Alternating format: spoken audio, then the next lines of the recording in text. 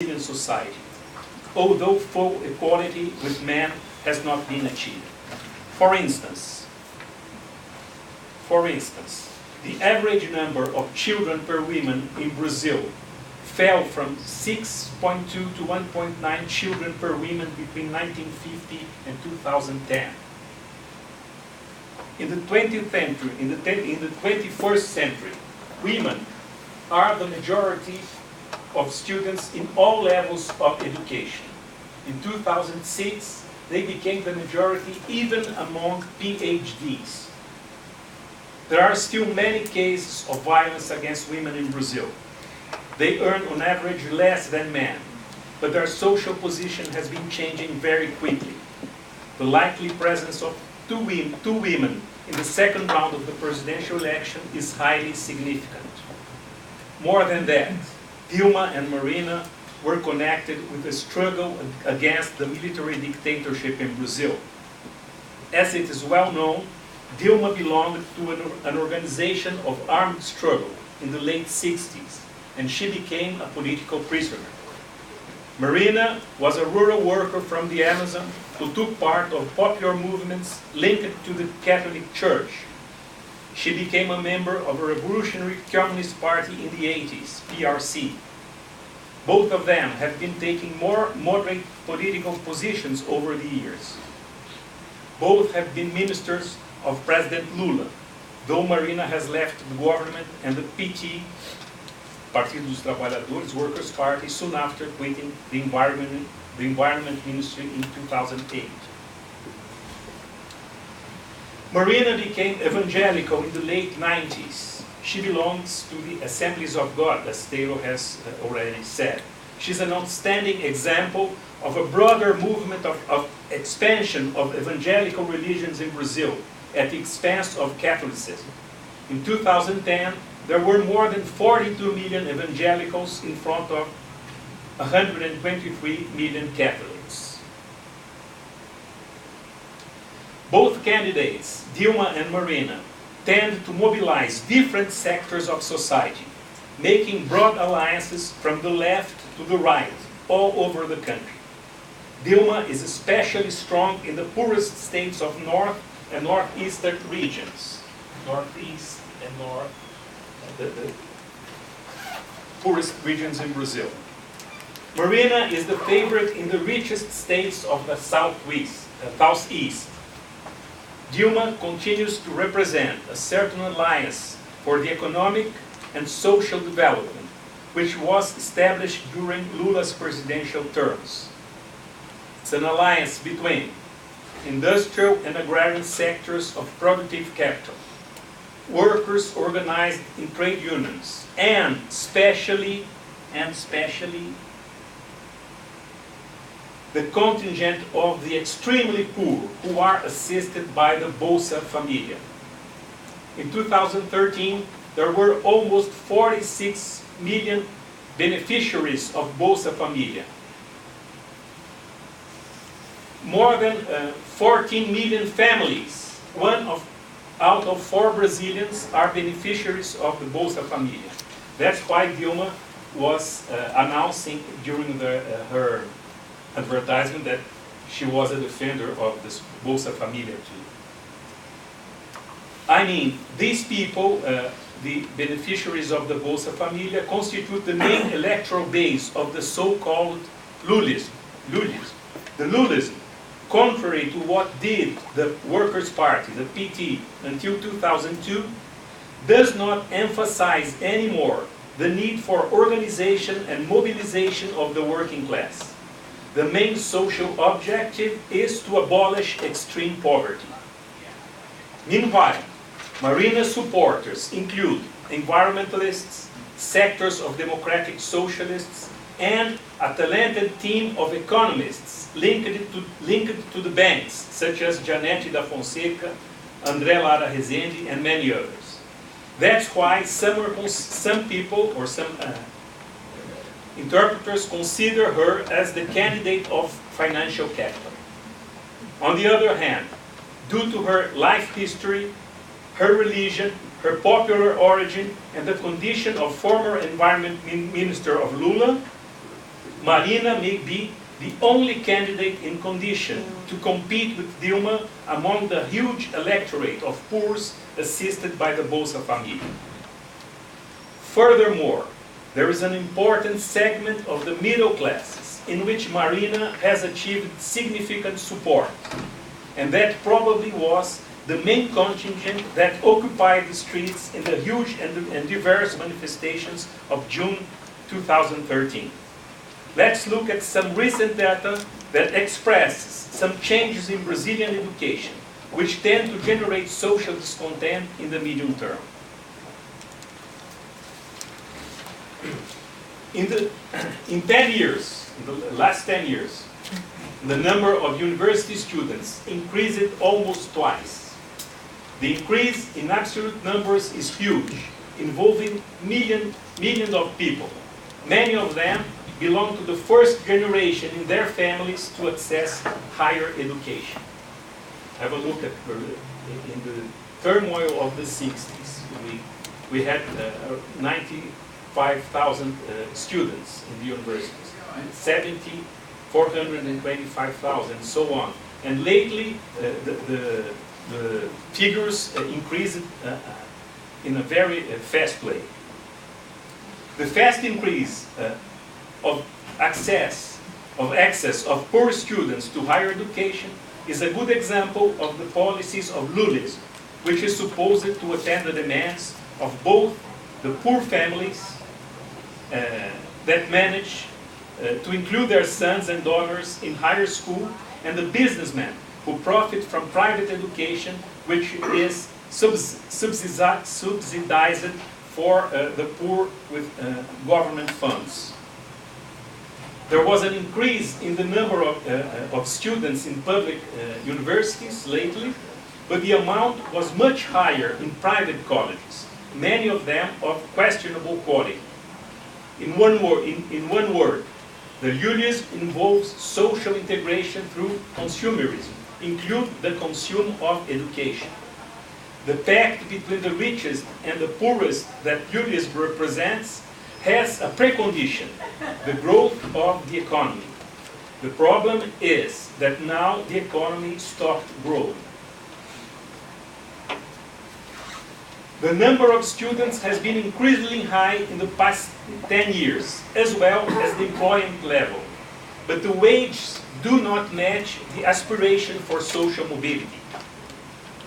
For instance, half of the higher educated earn up to 4 times the minimum wage. That means people are studying more, but they don't earn a lot. And there seems to be a certain existential dissatisfaction with a certain over-consumerism and the lack of a real political participation. Conclusion.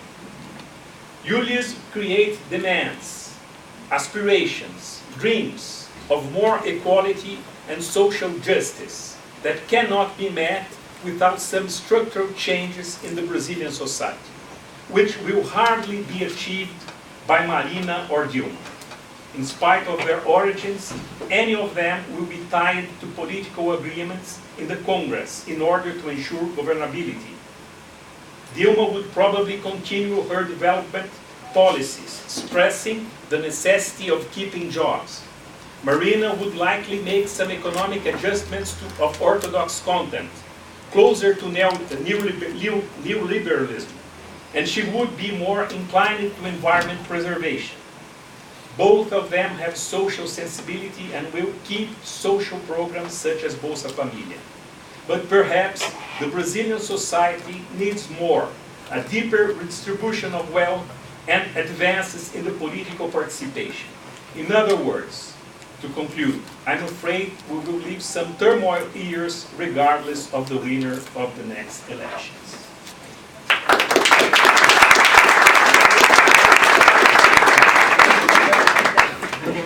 I'm a sociologist, sorry.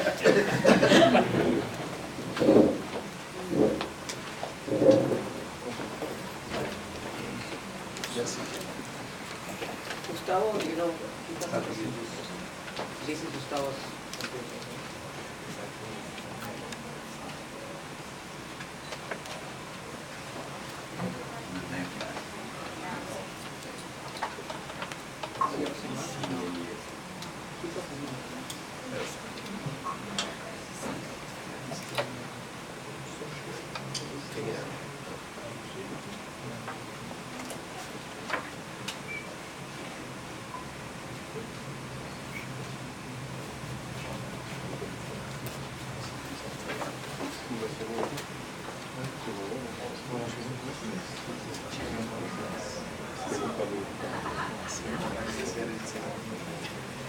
A friend of mine wrote you and was good.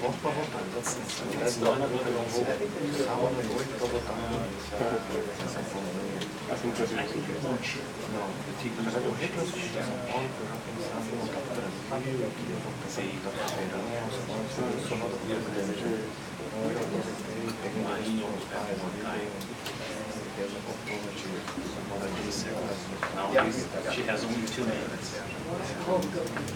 She's got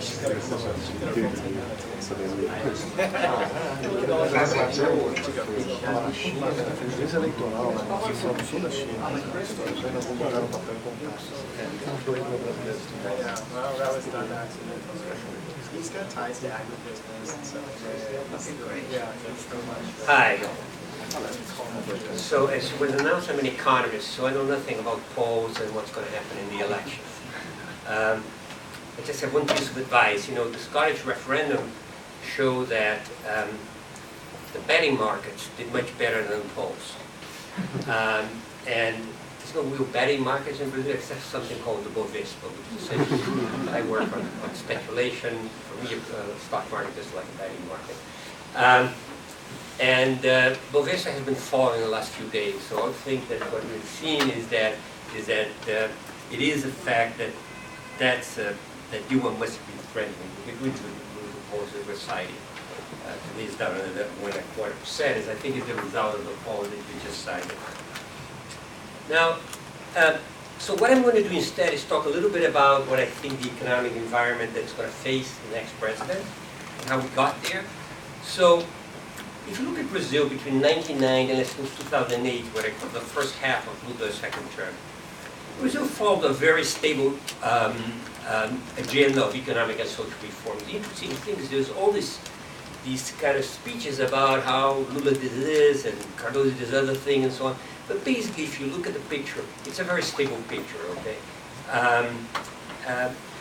First, it's very interesting to talk a lot about Bolsa Família because that's part of the discourse in Brazil. Now, I was part of that debate in Brazil of the group of people who wanted Brazil, wanted the Cardoso government, and the end of the Cardoso government to unify all the programs they had, the Bolsa Escola, the Bolsa Gás, etc., into a single program, and we didn't have a name, Bolsa Família, I don't know where the name came from, but we called it a unified social program, and there's a lot of sympathy both in Cardoso's government for that. They didn't have time to do that. And there was a profound antipathy on PT's economists. And basically the only reason that was followed up later is because the program that PT had proposed was called Fome Zero, if you remember that. That's about 6 months until they realized that they were more or less trying to copy the successful program of Cuba, food distribution. So, which they kind of gave up after 6 months, and then they went into the Bolsa Família. But everything there's a lot of that. Now, this reform did bring substantial improvement in economic and social indicators. We talked about some of them. We saw the development in education, which is fantastic in Brazil. If you look at Brazil education in 1990, and if you look at Brazil education in 2008, the numbers are fantastic. Maybe not the quality, but the numbers are really amazing. And a lot of that has to do, I think, in fact, with in the case of education, the Constitution of '88, which actually forced governments to spend money. Because what you see in Brazil is an expansion education, both at the federal level, and that's true in tertiary education, but also the secondary level, which is really run by states, and the primary level, which is run by cities and municipalities. So you see everything expanding together. This agenda of reform is true, was essentially frozen after 2008. And some people say we've been living through a counter-reform. There's some truth to that, but that's not what interests me today. I'm not going to talk about the agenda reform nor the counter-reform that started in 2008. Instead of that, I want to show you some pictures about what has happened in Brazil that kind of worries us, many of us. So even though Brazil has grown, and what this picture shows is output per worker, how much each worker in Brazil produces. And you can see that from 1990 on, Brazil output per worker grew about 20%. The numbers are there. It comes to about 20% per worker. So a worker in Brazil in the last year of data 2013 produced 20% more than he or she produced, or corresponding he or she, they're not the same workers, of course, produced in 1990. Now, that's the good news. The bad news is that when economists think about this, we tend to think of the following way, in a very schematic way. This is the United States. The United States is the frontier. We produce more per worker than any other country in the world, essentially. Now, the next thing is what happens with, there's some small countries that produce more, but there's a big economy of that. What happens with other countries is that they start at a much lower level, and then they start growing very fast and they catch up to the US. Okay, they may not catch up completely, so Japan stopped at 80% of US GDP per worker, maybe France is about the same level, so that's how what happens in countries, but it grows substantially closer. In this graph you see that China and Korea and Taiwan are going much faster than the US. However, Brazil grew less than the US. So when you compare the US output per worker, which is the metric we tend to use, Brazilians have been going down on output per worker relative to the US. So relative to the frontier, we're doing less well. And that's not good news. Now, when we think about changes in output per worker, economists think of three forces. You can change the quality of the workforce, that's education, health. You can change the capital stock, you can invest, and everything else we call total factor productivity. How much more do you produce with a fixed amount of workers and capital? Okay. Now, I should advise those of you who don't know this stuff that this depends on statistical model. So when people measure total factor productivity, they don't get exactly the same numbers. But these are the best numbers we have, and I think any other measurement is going to be pretty close. Now, if you compare Brazil versus the US, the quality of the workforce actually made the US improve more in the US than in Brazil. Even though we've had this gains in education, of course the workforce reflects education from previous periods, right? The workforce that came into the market in 1990, stopped working then, stopped studying then, so it reflects education from previous period. So the United States still had a bigger improvement in education in Brazil than that period. Investments, even though Brazil invests very little, we actually did better than the US. But the fact of the matter is that this is a number that one doesn't trust very much, because the US is kind of a miracle country from that point of view. We invest very little relative to our growth. No country in the world, at least among large countries, that invests so little relative to what it grows. But the big responsibility of the changes is total factor productivity. Brazilians just produce worse with the same capital, the same quality of worker. They're going to do less than what the Americans do, and they're doing continuously less, so that they're losing ground on that. So that's a number. If you look at what happened to all the other countries, the Chinese total factor productivity in China grew 60% more than US total factor productivity in the period 1990 to 2013. Korea grew about 50% more. Every country that's there grew much faster than the US. Brazil lost about 17%. So the problem is that Brazilians, even if you give a Brazilian with the same education American, given the same machines, they produce less. And the question is, how come that, and they produce, every time they're producing less. Not they produce less, they always produce less, they're producing every time, over time, less and less. And that's the problem. So we have a labor force, of course, with little education, we have an inadequate capital stock, we need more infrastructure, but we're using efficiently whatever capital and labor, and is becoming more inefficient when compared to the frontier. And that's a serious problem. So, first thing I want to tell you is that this is not uniform. It doesn't happen in all industries in Brazil. If you look at every business in Brazil, it's like China.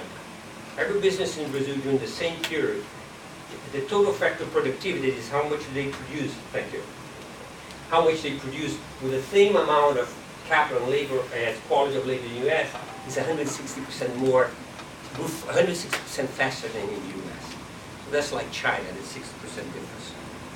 Now, A new government will do this productivity challenge. Even Dilma Rousseff will deal with this. You know, you can claim that some of the things that she has been doing lately has actually making the productivity challenge harder. But I think if even in their government they're going to recognize that. And there are some longer hanging fruits.